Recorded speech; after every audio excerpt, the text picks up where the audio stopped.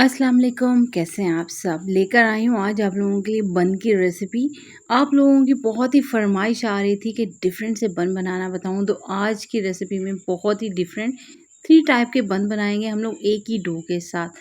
इसकी क्रीम भी बनाएँगे, इसकी फिलिंग करेंगे हम लोग, इतने अमेज़िंग और खुशबूदार हैं कि कमाल हो जाएगा।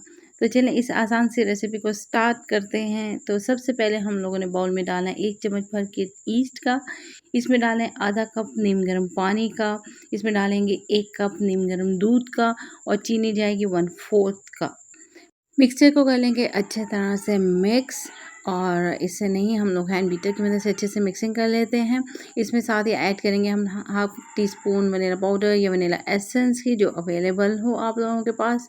इसको भी कर लेंगे मिक्स और फिर इसमें अपना ऑयल ऐड करेंगे या मेल्टेड बटर या मेल्टेड घी आधा कप।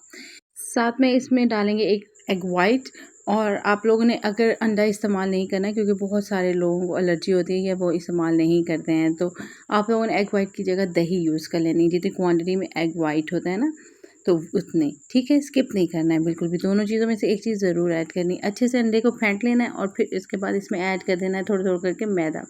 साथ ही इसमें हम लोग अपना जो है थोड़ा-सा नमक ऐड कर लेंगे, चुटकी भर मैंने 1/4 टीस्पून के करीब इसमें डाल दिया है।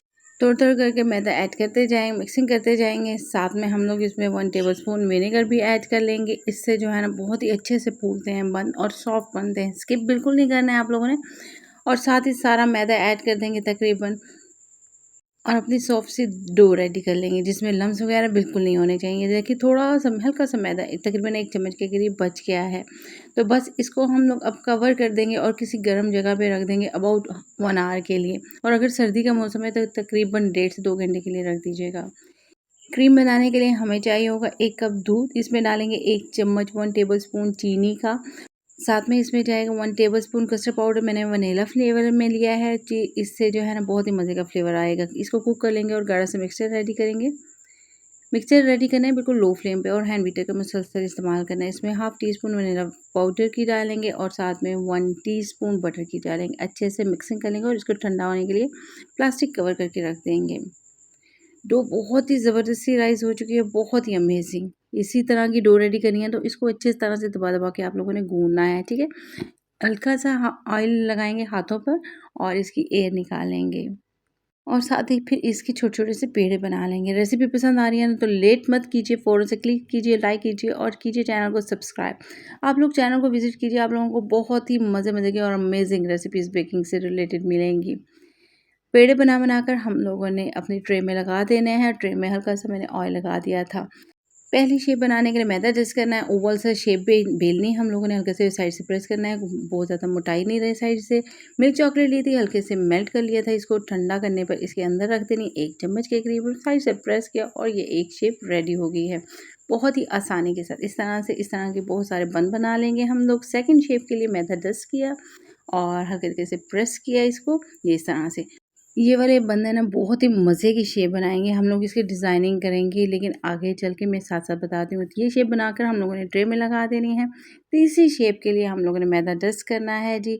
ये हल्के-हल्के से प्रेस किया, थोड़ा-सा ओवल बना लेना है इसको, यानी थोड़ा लंबाई में और हम लोगों ने साइड से उठाना है।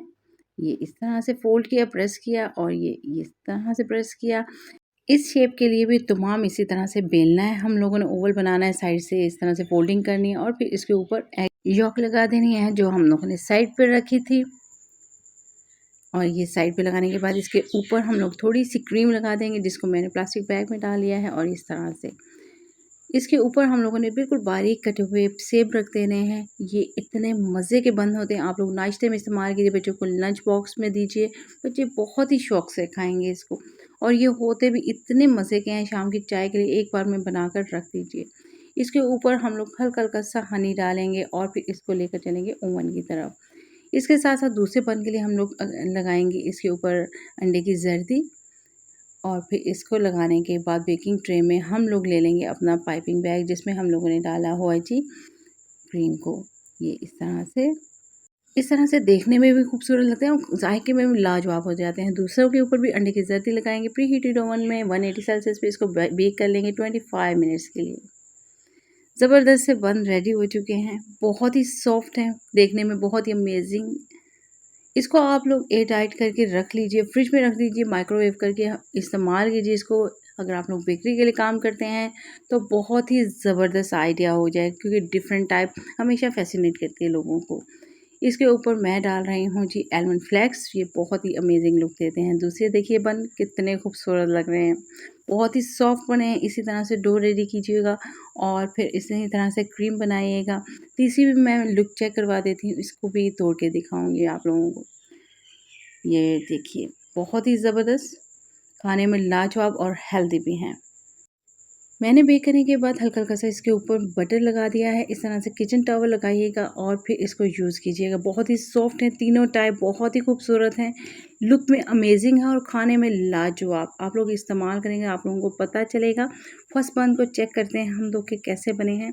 बहुत ही सॉफ्ट और अंदर से लुक चेक कीजिए। जब चॉकलेट के साथ ये सॉफ्ट से बन खाएंगे ना तो आप लोगों को मज़ा आ जाएगा। सेकंड टाइप जो है वो भी अमेजिंग है। इसकी जो हम लोगों ने कस्टर्ड क्रीम बनाई थी वो भी बहुत ही मज़े की लगेगी और आप लोगों को बहुत डिफरेंट फ्लेवर मिलेगा। तीसरे टाइप में आप लोगों को क्रीम भी मिलेगी, साथ में एप्पल भी मिलेंगे। सॉफ्ट तो ये हैं ही। मुझे उम्मीद है हमेशा की तरह ये रेसिपी आप लोगों को बहुत ही पसंद आई होगी। ऐसे नहीं जाना है, लाइक करना और सब्सक्राइब करना बिल्कुल मत भूलिएगा। अल्लाह हाफिज़।